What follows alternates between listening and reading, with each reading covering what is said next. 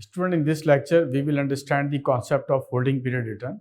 As you know that an investor might interested to find out a return if he is making investment for 1 month, 3 months, a year, or 2 years. So whatever holding period you have, you are interested to find out what return you actually realized on that particular duration.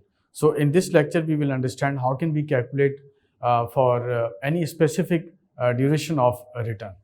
So holding period return means, let's suppose you are making an investment for 1 year. Then whatever return you will be able to realize, that return will be called holding period return. Suppose another person is making investment only for 6 months. So the return he will be able to get from his investment will also be called holding period return. But we should keep in our mind that he is investing only for 6 months. In a similar fashion, if a person is investing for 2 years and that person is interested to know that what return I am able to generate from my investment, so whatever return we will calculate, that return will also be called holding period return. So whenever we are using this term, it is important to keep in mind that it is purely depending what duration you are keeping for that particular investment. This is a simple example. I'm not discussing right now for what duration you are keeping it. I'm assuming that the duration is only 1 year, because this is specifically working on a 1 year. Suppose we are holding for 1.5 year, 2 years, or we are keeping investment only for 6 months, then a slight changes will come in the formula to calculate the return. But holding period return, whenever we are specifically saying it, it means that we are interested in two information: what is the ending value of the investment and what is the beginning value of investment.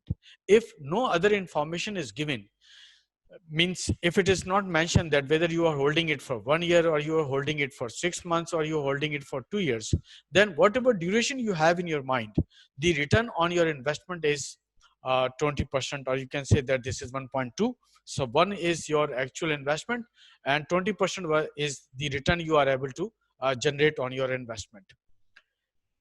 Student, in financial mathematics, there are two types of return that we generally calculate. The one is called average return, that you are already quite familiar, that whatever return you are able to generate on different years, you will take all the returns and you will divide by the number of years. Then you calculate an average return on your investment. Suppose I am keeping an investment for 5 years.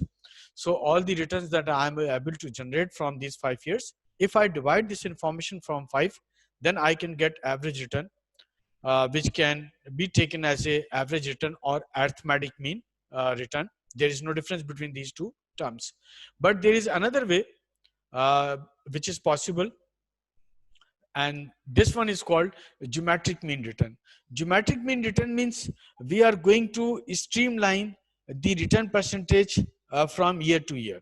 Suppose in 1 year a person is getting 20% return, another year he is getting 10% return, in the third year he is able to get 15% return. If we are planning to bring it at a constant percentage, then student we use geometric mean return, and in this return we can get a constant growth that is not going to vary from year to year. So practically speaking, this is not practically possible that in every year you are getting the similar return, but mathematically it is possible for us to streamline and bring it at a constant level. That concept can be taken as a geometric mean return in our financial mathematics.